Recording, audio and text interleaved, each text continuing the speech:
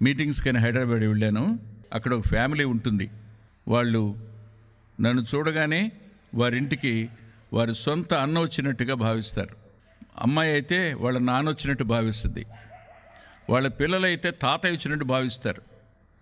ఆ రోజు family prayer అయ్యాక భోజనం చేసేటప్పుడు ఆ కుర్రాడు తన భార్యతో చెప్తున్నాడు, అమ్మాయి, మీ అక్క వాళ్ళ అత్తగారు 80 సంవత్సరాలు దాటినాయి కదా, ఆమె మంచిది కదా, మనం వాళ్ళ ఇంటికి వెళ్ళాము కానీ ఎప్పుడు ఆమెకు మనం సువార్త ప్రకటించలేదు కదా.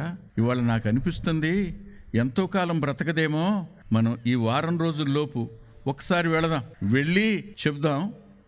ఖచ్చితంగా వెళ్ళాలి, మనం చెప్పాలి. ఆమె ఆయుష్ పొడిగించబడడానికి గల కారణం ఏంటంటే సువార్త మనం చెప్పే భారం మన మీద ఉంది.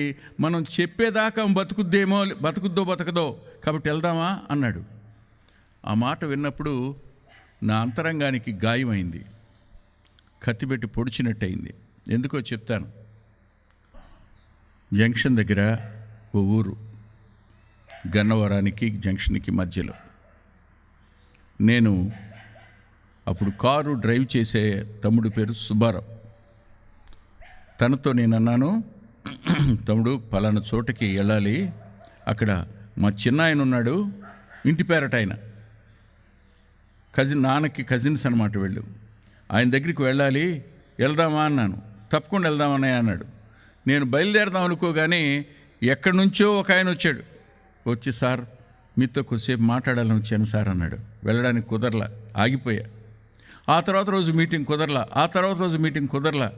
తర్వాత 4 రోజులకి, తమ్ముడు వాళ్ళు ఎట్టయినా వెళ్ళాలన్నా అనేసి కారు ఎక్కిన తర్వాత అన్నాను, తమ్ముడు తీరా మనం వెళ్ళిన తర్వాత మా చిన్నమ్మ కనపడి మీ చిన్నాన్ని చనిపోయాడని చెబుద్దేమో అనిపిస్తుందయ్యా మనసు అని. తీరా వెళ్ళాను, ఆగి లోపలికి వెళ్ళిన తర్వాత ఆమె పంపు కొడతా ఉంది. అమ్మా అన్నాను. ఎవరయ్యా నువ్వు అంది. నన్ను గుర్తుపట్టలేదు. అమ్మా, నా పేరు నాది గుడివాడమ్మా, నేను పలానా బాబా, మీ చిన్నాన్న చనిపోయినప్పుడు నీ ఫోన్ నెంబర్ దొరక్క చేయలేదు నాన్న, సరిగ్గా 4 రోజుల క్రితం చచ్చిపోయాడు ఆయన అంది. Who is accountable? లెక్క అప్పగించవలసిన వాళ్ళు ఎవరు? తల ఉంచుకోవలసిన వాళ్ళు ఎవరు? మనం కాదా? ఒక్క మాట అండి ఒక వ్యక్తిని మరణంలోంచి జీవంలోనికి దాటించేది.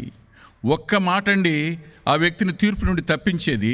ఒక్క మాట అండి నిత్య నరకం నుంచి కాపాడేది. ఒక్క మాట. ఆ మాట ఏమిటో తెలుసా? ప్రభువే. జీవాహారమైన ఆయన్ని పరిచయం చేయడమే. ఆయన పరిచయం చేయడం మన వంతు పని.